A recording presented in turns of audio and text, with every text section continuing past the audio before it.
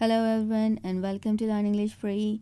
आज हम सीखने जा रहे हैं प्रेजेंट इंडेफिनिट टेंस। इसको प्रेजेंट सिंपल भी कहते हैं। सबसे पहले हम देखेंगे इसकी आइडेंटिफिकेशन, यानी उर्दू में इन सेंटेंसेस की पहचान क्या होती है।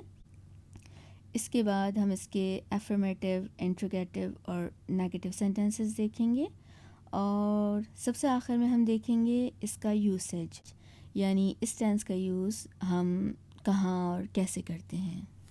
तो सबसे पहले बात कर लेते हैं आइडेंटिफिकेशन की कि इस टेंस की उर्दू में पहचान क्या होती है।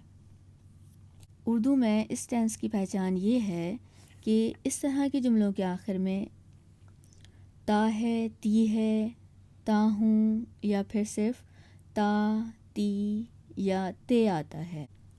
तो ऐसे जुमलों को हम प्रेजेंट इंडेफिनिट में बनाते हैं। जैसे वो क्रिकेट खेलता है, तुम हर रोज़ एक्सरसाइज करते हो, वो किताबें पढ़ती है, वो अजनबियों से बात नहीं करती।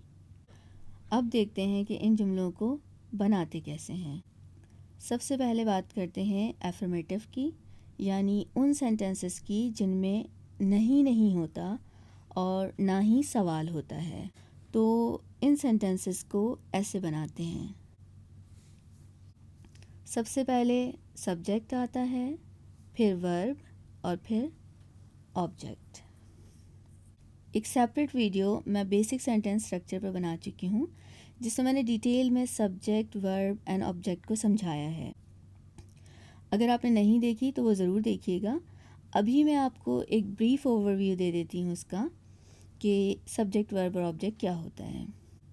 सब्जेक्ट दरअसल वो होता है जो काम कर रहा होता है, और जो काम हो रहा है वो वर्ब है, और जिस पे काम हो रहा है वो ऑब्जेक्ट है। अब आपको यहाँ वर्ब के साथ एस और ई एस लिखा हुआ नज़र आ रहा है छोटा सा। तो ये वर्ब में एस और ई एस कब लगाते हैं? ये हम लगाते हैं जब हमारा सब्जेक्ट जो है वो थर्ड पर्सन सिंगुलर होता है। अगर आपने बेसिक सेंटेंस स्ट्रक्चर की वीडियो नहीं देखी है तो मैं आपको बता दूं कि थर्ड पर्सन सिंगुलर क्या होता है। क्योंकि सिर्फ थर्ड पर्सन सिंगुलर ऐसा सब्जेक्ट है जिसके साथ वर्ब में एस और ई एस लगता है, इसलिए इसका जानना बहुत ज़रूरी है। ऐसे समझ लें कि सारे सब्जेक्ट्स एक तरफ और थर्ड पर्सन सिंगुलर एक तरफ। थर्ड पर्सन सिंगुलर वो सब्जेक्ट होता है जो आई, यू और वी के अलावा होता है, यानी इन तीनों में से कोई नहीं होता, और वो एक होता है। ये उसकी पहचान है कि वो थर्ड पर्सन सिंगुलर है। हमें पता चल गया कि थर्ड पर्सन सिंगुलर क्या होता है, और हमें ये भी पता है कि अगर सब्जेक्ट थर्ड पर्सन सिंगुलर हो तो वर्ब में एस या ई एस लगता है। अब सवाल ये आता है कि एस किन वर्ब्स में लगता है और ई एस किन वर्ब्स में लगता है। तो चलें देख लेते हैं। Verbs ending in consonant plus Y, यानी वो वर्ब्स जो वाई पर एंड हो रहे हैं और वाई से पहले कॉन्सोनेंट आ रहा है। आप सभी जानते हैं कि जो इंग्लिश के लेटर्स हैं उनमें 5 वाउल्स हैं, ए, ई, आई, ओ, यू, और उन 5 के अलावा जितने लेटर्स हैं वो कॉन्सोनेंट्स हैं। तो यहाँ हम कह रहे थे कि वो वर्ब्स जो वाई पर एंड हों और उनसे पहले कॉन्सोनेंट आए, तो हम करते क्या हैं कि वाई हटाकर आई लगा देते हैं और ई एस लगा देते हैं, यानी इन वर्ब्स में ई एस लगता है, खाली एस नहीं लगाएंगे हम। जैसे क्राई हो जाएगा क्राइज, रिप्लाई हो जाएगा रिप्लाइज। यानी अगर हमें इन वर्ब्स को थर्ड पर्सन सिंगुलर के साथ यूज़ करना है तो हम इनको ऐसे यूज़ करेंगे। यानी अगर हमें कहना है कि वो रोता है तो ही क्राइज, क्राई नहीं होगा क्योंकि ही थर्ड पर्सन सिंगुलर है, तो हम कहेंगे ही क्राइज। इसी तरह से रिप्लाई जो है वो रिप्लाइज हो जाएगा। इसके अलावा जो वर्ब्स एस, जेड, ओ, सी, एच, एस, एच या एक्स पर एंड होते हैं उनमें भी हम ई एस लगाते हैं। जैसे कि मिस, उसमें ई एस लगाएंगे। अगर थर्ड पर्सन सिंगुलर के साथ यूज़ करना है तो वो हो जाएगा misses. Watch, watches, touch, touches, go, goes. और इनके अलावा ये जो मैंने अभी आपको बताया कि इसमें यस लगेगा, इसमें यस लगेगा, इनके अलावा जितने हैं उन सब में हम एस लगा देंगे, और जितने भी वर्ब्स हैं। चलें अब देख लेते हैं कि इनको बनाना किस तरह से है। यहाँ आप सेंटेंस देख सकते हैं, आई लाइक मैंगोज़, यानी मैं आम पसंद करता हूँ, या आप इसको ये भी कह सकते हैं कि मुझे आम पसंद हैं। इसमें आई यानी मैं सब्जेक्ट है, लाइक यानी पसंद करना वर्ब है, मैंगोज़ यानी आम ऑब्जेक्ट है। अब इसी सेंटेंस को हम सब्जेक्ट चेंज कर करके देखेंगे कि वर्ब पे उसका क्या इफ़ेक्ट होता है। आई लाइक मैंगोज़ यानी मैं आम पसंद करता हूँ, वी लाइक मैंगोज़ हम आम पसंद करते हैं, यू लाइक मैंगोज़ तुम आम पसंद करते हो, और दे लाइक मैंगोज़ वो आम पसंद करते हैं। दे जो है वो यहाँ पर थर्ड पर्सन है, लेकिन थर्ड पर्सन सिंगुलर नहीं है, क्योंकि दे एक से ज़्यादा लोगों के लिए यूज़ होता है। अब हम देख लेते हैं थर्ड पर्सन सिंगुलर के साथ। ही और शी ये थर्ड पर्सन सिंगुलर हैं। ही एक के लिए यूज़ होता है, वो एक लड़का। शी भी एक लड़की के लिए यूज़ होता है, वो। ही लाइक्स मैंगोज़ वो आम पसंद करता है, शी लाइक्स मैंगोज़ वो आम पसंद करती है। अब यहाँ आप देखें कि ही जब हमने सब्जेक्ट यूज़ करा है या शी जब हमने सब्जेक्ट यूज़ करा है तो वर्ब में हमने एस लगाया है। यहाँ हमने लाइक नहीं लिखा, लाइक्स लिखा है। इससे आपको अंदाज़ा हो गया होगा कि थर्ड पर्सन सिंगुलर का जानना आपके लिए कितना ज़रूरी है। अगर आपको ये नहीं पता तो आप यहाँ पे मिस्टेक कर देंगे।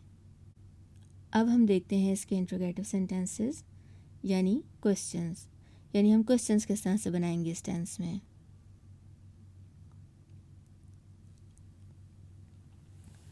तो क्वेश्चन हम कुछ यूँ बनाते हैं कि सबसे पहले डू या डज़, उसके बाद पूरा वही है सब्जेक्ट वर्ब ऑब्जेक्ट, और फिर उसके बाद क्वेश्चन मार्क। अब देखें डज़ कब लगाते हैं। जब सब्जेक्ट थर्ड पर्सन सिंगुलर होता है तो हम क्वेश्चन में डज़ यूज़ करते हैं, और बाकी तमाम सब्जेक्ट के साथ डू यूज़ होता है। इसमें आप एक चीज़ नोटिस कर रहे होंगे कि वर्ब में एस और ई एस नहीं है। जब हम इंट्रोगेटिव बनाते हैं तो वर्ब में एस और ई एस नहीं लगाते हैं। हम अपने उन्हीं सेंटेंसेस को लेकर चलेंगे और इनके इंट्रोगेटिव बनाकर देखेंगे।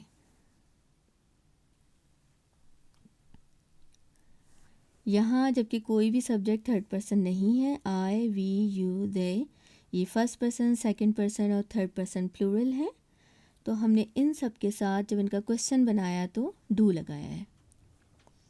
डू आई लाइक मैंगोज़ क्या मैं आम पसंद करता हूँ, डू वी लाइक मैंगोज़ क्या हम आम पसंद करते हैं, डू यू लाइक मैंगोज़ क्या तुम आम पसंद करते हो, डू दे लाइक मैंगोज़ क्या वो आम पसंद करते हैं। अब देख लेते हैं कि अगर सब्जेक्ट थर्ड पर्सन सिंगुलर हो तो हम उसका इंट्रोगेटिव कैसे बनाएंगे। ये देखिए यहाँ पे हमने लगाया इंट्रोगेटिव बनाने के लिए does he like mangoes, does she like mangoes क्या वो आम पसंद करता है, क्या वो आम पसंद करती है। और यहाँ पे आप देख रहे होंगे कि वर्ब में एस और ई एस नहीं है, जबकि सब्जेक्ट थर्ड पर्सन सिंगुलर है लेकिन वर्ब में एस और ई एस नहीं है। डिफरेंस क्या है कि यहाँ पर डज़ आया है, डू नहीं आया। अब देखते हैं हम कि इसके नेगेटिव सेंटेंसेस कैसे बनाते हैं। सबसे पहले सब्जेक्ट आता है, फिर डू या डज़, फिर नॉट आता है क्योंकि नेगेटिव सेंटेंसेस हैं, उसके बाद वर्ब और फिर ऑब्जेक्ट आता है। हम अपने उन्हीं सेंटेंसेस को लेके चलेंगे और नेगेटिव बनाएंगे। तो ये देखिए इनके नेगेटिव्स होंगे, I do not like mangoes, we do not like mangoes, you do not like mangoes, they do not like mangoes. अब थर्ड पर्सन को देख लेते हैं कि इनके नेगेटिव जब हम बनाते हैं तो डू नॉट नहीं बल्कि डज़ नॉट आता है। He does not like mangoes वो आम पसंद नहीं करता, she does not like mangoes वो आम पसंद नहीं करती। अब आप जैसे यहाँ देख रहे हैं कि हमने डू नॉट और डज़ नॉट यूज़ करा, लेकिन आम तौर पर बोलने में हम डू नॉट और डज़ नॉट यूज़ नहीं करते, बल्कि उनकी कॉन्ट्रैक्टेड फॉर्म्स यानी शॉर्ट फॉर्म्स यूज़ करते हैं। डज़ नॉट की कॉन्ट्रैक्टेड फॉर्म होती है डज़ंट, और डू नॉट की कॉन्ट्रैक्टेड फॉर्म होती है डोंट। यानी आप he does not like mangoes की जगह कह सकते हैं ही doesn't like mangoes. I do not like mangoes की जगह आप कह सकते हैं आई डोंट लाइक मैंगोज़। अब हम बात कर लेते हैं इसके यूसेज की। एक तो इसका यूज़ ये है कि हम फैक्ट्स के बारे में जब बात करते हैं तो हम प्रेजेंट इंडेफिनिट का यूज़ करते हैं। फैक्ट्स यानी जो एक हकीकत है, जैसे कि आई लिव इन इंग्लैंड, मैं इंग्लैंड में रहती हूँ। It rains a lot here, यहाँ बारिश बहुत होती है। आई लाइक मैंगोज़, मुझे मैंगोज़ पसंद हैं। Water boils at 100 degree Celsius, पानी 100 डिग्री सेल्सियस पर उबलता है। इसके अलावा हम जब हैबिट्स की बात करते हैं, जब आदतों की बात करते हैं, तब भी हम प्रेजेंट इंडेफिनिट में करते हैं। जैसे आई ड्राइव फास्ट, मैं तेज़ ड्राइव करती हूँ। We don't talk to strangers, हम अजनबियों से बात नहीं करते। She drinks plenty of water every day, वो हर रोज़ बहुत सारा पानी पीती है। इसके अलावा रूटीन की बात करने के लिए भी हमें प्रेजेंट इंडेफिनिट का इस्तेमाल करना होता है। जैसे कि he gets up at 6 o'clock in the morning, वो सुबह 6 बजे उठता है। I go to the gym every evening, मैं हर शाम जिम जाता हूँ। You leave for work at 8 o'clock, तुम 8 बजे काम के लिए निकलते हो, मतलब घर से निकलते हो काम पर जाने के लिए। अब अगर आपने नोटिस किया हो तो इन तमाम सेंटेंसेस की जो मैंने आपको उर्दू बताई, उनमें सब में या तो ता है आ रहा है या ती है आ रहा है। जैसे मैंने कहा मैं इंग्लैंड में रहती हूँ, या बारिश बहुत होती है, मुझे आम पसंद हैं, मैं तेज़ ड्राइव करती हूँ, हम अजनबियों से बात नहीं करते, वो हर रोज़ बहुत सारा पानी पीती है, वो सुबह 6 बजे उठता है। ये सब में क्या आ रहा था एंड में? ता है, ती है, ते हैं, ता हूँ, वही जो हम आपको पहचान बता चुके हैं। लेकिन अब जो मैं बात करने जा रही हूँ, उन जुमलों के आखिर में ता है, ती है, ते हैं नहीं आता। लेकिन आपको वो रूल याद रखना है। जब हम बात कर रहे होते हैं शेड्यूल या टाइम टेबल की, तो हम प्रेजेंट इंडेफिनिट में करते हैं। जैसे कि अगर आप कहीं फ़र्ज़ कर लें किसी इंस्टीट्यूट में एडमिशन लेने जाते हैं, तो हम उनसे उर्दू में पूछते हैं कि कोर्स कब स्टार्ट होगा। अब वैसे तो हमने कहा होगा, तो ये गलती बहुत सारे लोग करते हैं कि इसको फ्यूचर इंडेफिनिट में बना देते हैं। अच्छे खासे पढ़े लिखे लोग भी यहाँ गलती कर देते हैं। उसकी वजह क्या होती है कि ये बताया जाता है कि जिन जुमलों के आखिर में ता है, ती है, ते हैं आ रहा है, उन्हें प्रेजेंट इंडेफिनिट में बनाओ। और चूंकि ये जो जुमले हैं इनके आखिर में ता है, ती है, ते हैं नहीं आ रहा, तो उसको फिर वो प्रेजेंट इंडेफिनिट में नहीं बनाते बल्कि फ्यूचर में बना देते हैं। जैसे अगर आप कहीं एडमिशन लेने जाते हैं और आप पूछते हैं कि कोर्स कब स्टार्ट होगा, तो अब आपने यहाँ क्या बोला? होगा, कोर्स कब स्टार्ट होगा। लेकिन आप इसको प्रेजेंट इंडेफिनिट में बनाएंगे। वो क्यों? क्योंकि ये इंग्लिश का रूल है कि जब हम शेड्यूल्स की बात करते हैं, जो चीज़ें पहले से शेड्यूल हुई हुई हैं उनके बारे में हम बात कर रहे हैं, तो हम प्रेजेंट इंडेफिनिट में करेंगे। क्योंकि कोर्स के स्टार्ट होने का कोई एक टाइम होगा कि भाई वो 15 जुलाई से स्टार्ट हो रहा है या 10 अगस्त से स्टार्ट हो रहा है, तो वो अपने टाइम पर ही स्टार्ट होगा। असल में वो स्टार्ट होगा नहीं, वो अपने टाइम पर ही स्टार्ट होता है। जैसे मैंने यहाँ लिखा हुआ है when does the course start, course कब स्टार्ट होगा। इस तरह से अगर जो कोई शो वगैरह होते हैं उनके भी टाइमिंग्स होते हैं, वो अपने टाइम पर स्टार्ट होते हैं, तो अगर हमने उसके बारे में पूछना है, उसके बारे में बताना है, जैसे यहाँ एक सेंटेंस लिखा हुआ है the show begins at 5 o'clock, show जो है वो 5 बजे शुरू होगा। उसके बाद शेड्यूल में एक थर्ड सेंटेंस है the next train comes in 25 minutes, क्योंकि ट्रेन के आने जाने के टाइम्स जो हैं वो मुकर्रर होते हैं, वो अपने टाइम पर प्लेटफॉर्म से चलती है और अपने टाइम पर आती है। अगर आप प्लेटफॉर्म पर हैं और कोई आपसे पूछता है कि नेक्स्ट ट्रेन कब आएगी, तो आप कहेंगे the next train comes in 25 minutes।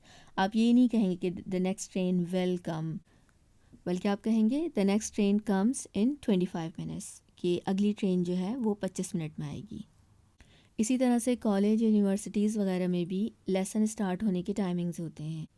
Maths जो है वो 10 बजे होगा, फ़िज़िक्स 12 बजे होगा, या अकाउंटिंग जो है वो 11 बजे होगा। उनकी अपने टाइमिंग है और उसी टाइम पर होते हैं। तो जब हम उसकी भी बात करेंगे तो प्रेजेंट डेफिनेट में करेंगे। यहाँ जो सबसे आखिरी सेंटेंस आपको नज़र आ रहा है शेड्यूल में, the lesson starts in 10 minutes, इसका मतलब है कि लेसन 10 मिनट में शुरू होगा। यानी अगर आपका लेसन 8 बजे शुरू होता है और 7:50 पे आपसे कोई पूछे कि लेसन कब शुरू होगा, तो आप कहेंगे कि the lesson starts in 10 minutes.